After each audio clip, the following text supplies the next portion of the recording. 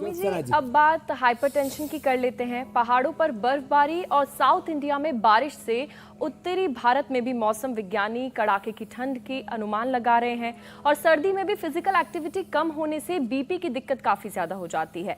ऐसे में सर्दी बढ़े तो अपने ब्लड प्रेशर को नॉर्मल कैसे रखा जाए स्वामी जी? ये प्रिय पूजा का सवाल है स्वामी जी आपकी।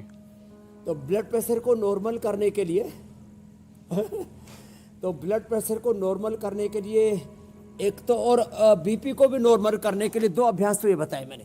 एक तो भुजंगासन ऐसे, और थोड़ा तेजी से कर ले तो ठंड भी भाग जाती है, ब्लड सर्कुलेशन भी नॉर्मल हो जाता है। न लो बीपी न हाई बीपी। 2 ही आसन करने हैं, तो एक तो ये, एक ऐसे ऐसे, और जो थोड़े मजबूत हैं उनके लिए मैंने ये बता दिया था, ये करें ऐसे। और यह अनुलोम विलोम जो भावना लगी हुई है, इसने तो अपने सब कुछ ही ठीक कर लिया। हाँ, फिर ये अब देखो, किसी को एक ही दिन में अपना बीपी शुगर नॉर्मल करना है। इसको प्रदीप को माइक देना भाई, यही बताएगा। कितने साल से दवा खा रहे थे भाई साहब?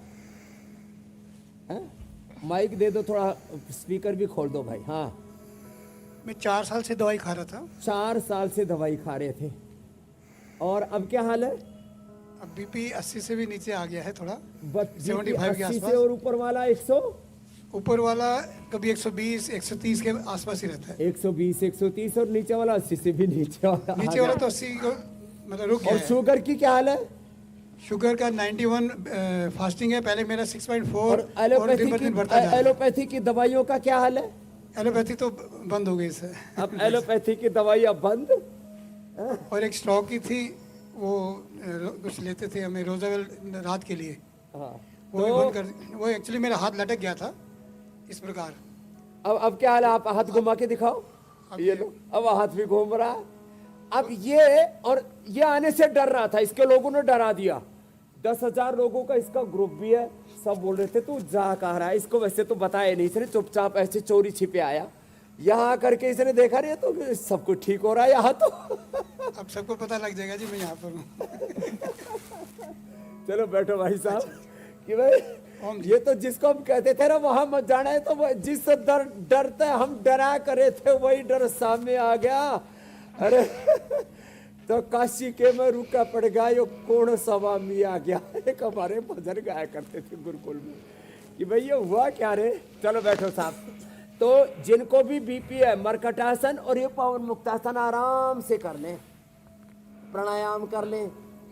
और लौकी का जूस या लौकी का सूप, ठंडा आ गई है ना तो सूप पी लेना।